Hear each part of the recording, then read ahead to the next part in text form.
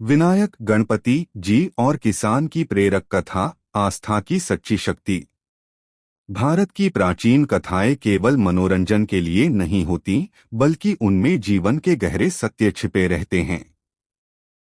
वे हमें यह सिखाती हैं कि मनुष्य के जीवन में आडंबर, रूपरंग या बाहरी दिखावे से कहीं अधिक महत्वपूर्ण है आस्था, श्रद्धा और सच्चा कर्म। यह कथा उसी सत्य को उजागर करती है जब स्वयं देवताओं ने गणेश जी को पीछे छोड़ने की भूल की और एक साधारण किसान ने उन्हें सच्चा सम्मान दिया। प्राचीन काल में एक समय ऐसा आया जब समस्त स्वर्गलोक आनंद से गूंज उठा। कारण था भगवान विष्णु और माता लक्ष्मी का दिव्य विवाह। कुंदनपुर नामक पवित्र स्थान, जहां माता लक्ष्मी का निवास था, वहां विवाह की तैयारियां हो रही थीं। इंद्रदेव ने आदेश दिया कि समस्त स्वर्गलोक को सुसज्जित किया जाए। आकाश में देवांगनाएं नृत्य कर रही थीं, गंधर्व मधुर गान कर रहे थे और अप्सराएं फूलों की वर्षा कर रही थीं। हर देव अपने रूप और वैभव को लेकर चिंतित था। कोई रत्नजटित मुकुट पहन रहा था, कोई दिव्य वस्त्र धारण कर रहा था, मानो प्रत्येक देव यह चाहता हो कि वह विष्णु जी की बारात में सबसे अधिक आकर्षक दिखे। वातावरण उल्लासमय था।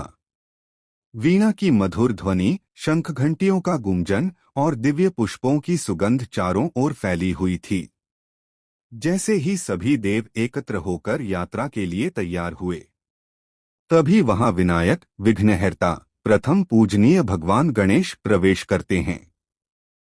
उनकी बड़ी बड़ी आंखें, विशाल पेट और प्यारा किंतु असामान्य रूप देखकर देवता असहज हो उठते हैं।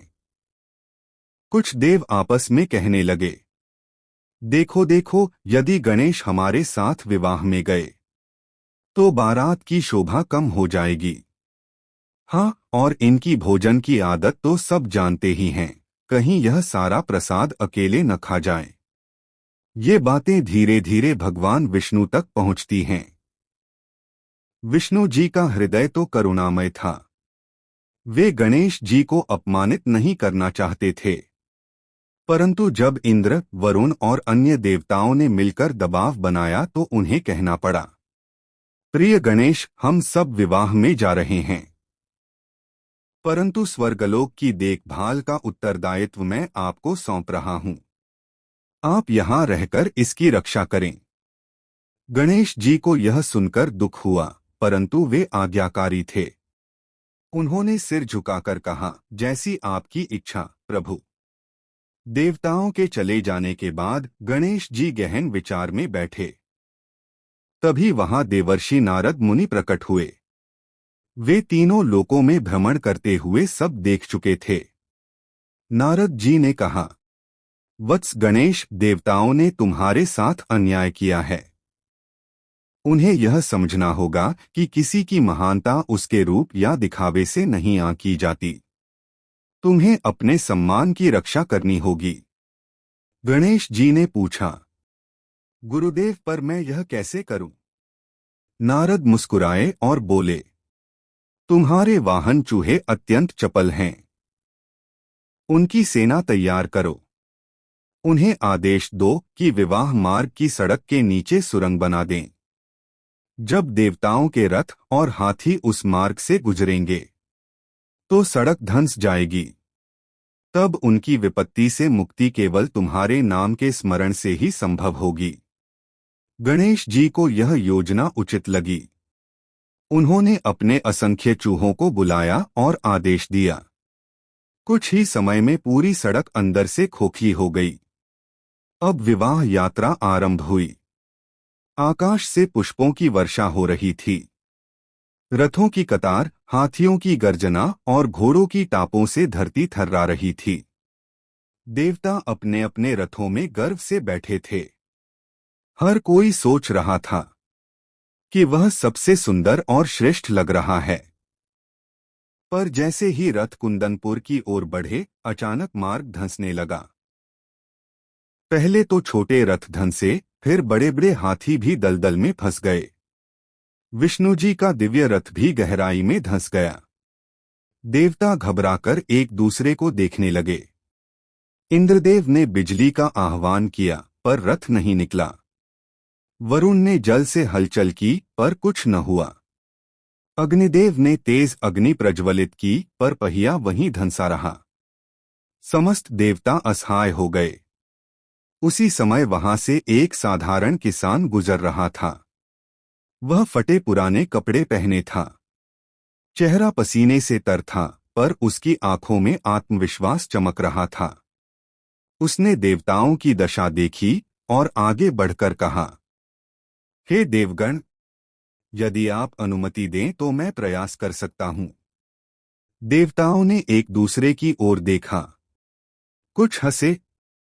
अरे, हम जैसे शक्तिशाली देव कुछ नहीं कर पाए तो यह साधारण किसान क्या कर लेगा। पर विष्णुजी ने गंभीर स्वर में कहा, प्रयास करने में हानि नहीं, इसे अवसर दो। किसान आगे आया, रथ का पहिया पकड़ा और जोर से पुकारा, जय गणपति बप्पा मोरया। क्षण भर में पहिया बाहर निकल आया। रथ मुक्त हो गया। देवताओं की आंखें आश्चर्य से फैल गईं। देवताओं ने किसान से पूछा, तुमने यह कैसे कर दिखाया और गणेश का नाम क्यों लिया। किसान ने विनम्र स्वर में कहा, हे देवगण, मैं हर कार्य की शुरुआत भगवान गणेश के नाम से करता हूं। वे विघ्नहर्ता हैं, प्रथम पूजनीय हैं। मेरे पिता कहते थे कि कोई भी काम गणपति के बिना सफल नहीं होता। इसलिए मैंने उनका नाम लिया और मेरा विश्वास ही मेरी शक्ति बन गया। किसान की बात सुनकर सभी देवता लज्जित हो गए। उन्हें एहसास हुआ कि उन्होंने केवल दिखावे और रूप की चिंता में सच्चे देवता का अपमान किया था।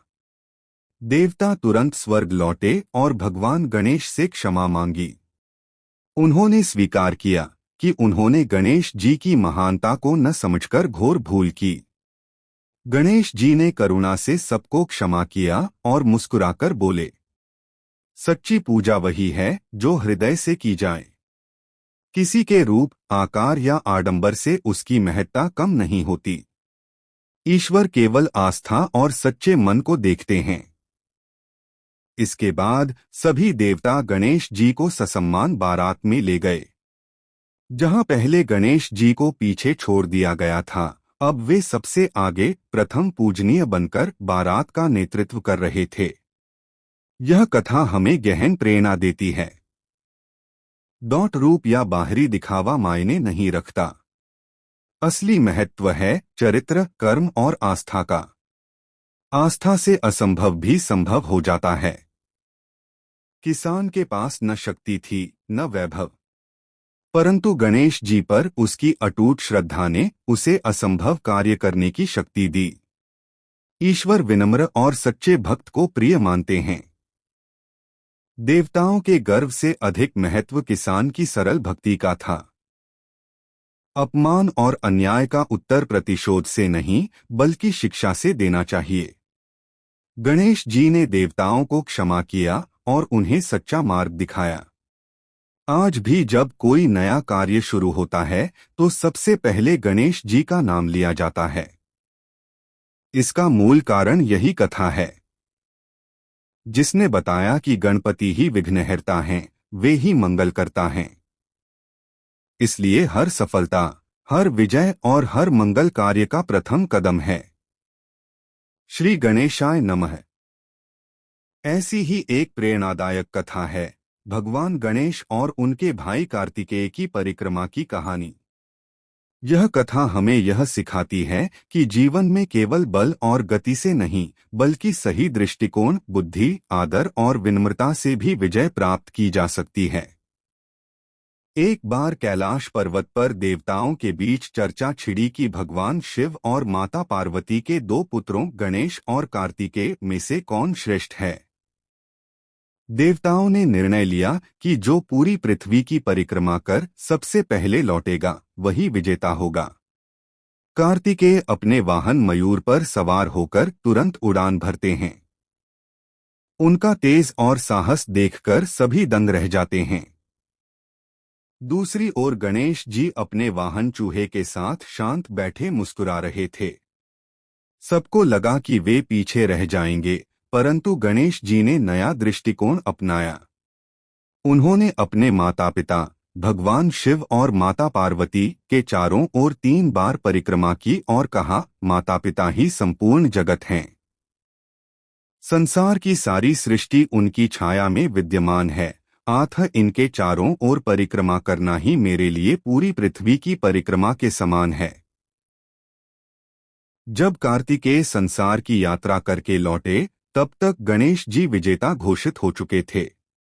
देवताओं ने कहा, गणेश जी ही श्रेष्ठ हैं, क्योंकि उन्होंने माता पिता के सम्मान और बुद्धि की महिमा का पाठ पढ़ाया। यह कथा हमें बताती है कि जीवन की सबसे बड़ी यात्रा हमारे माता पिता के चरणों के चारों ओर होती है। आज के समय में हम दुनिया की सफलता चाहते हैं, परंतु अपने परिवार और माता पिता के साथ समय बिताना भूल जाते हैं। गणेश जी सिखाते हैं कि माता पिता का आशीर्वाद ही सच्ची सफलता की कुंजी है। गणेश जी का दूसरा महान संदेश उनके वाहन चूहे से जुड़ा है।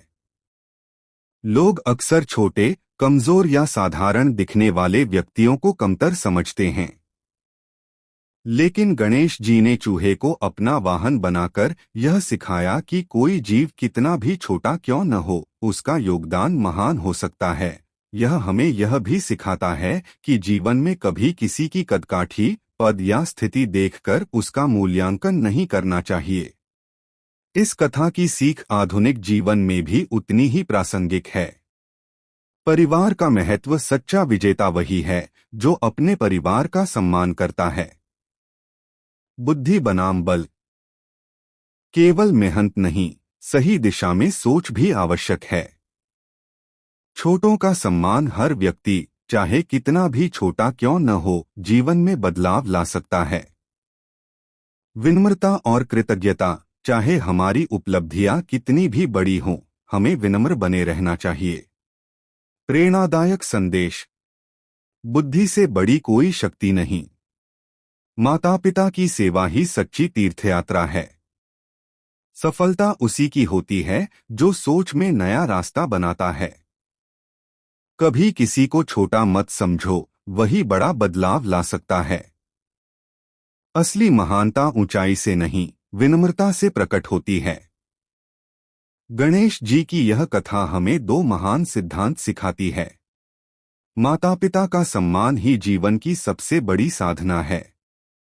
हर जीव, हर व्यक्ति और हर प्रयास का अपना महत्व है। जीवन में सच्चा विजेता वही है जो परिवार का सम्मान करता है, हर जीव को समान दृष्टि से देखता है और अपनी बुद्धि व दृष्टिकोण से नए रास्ते बनाता है।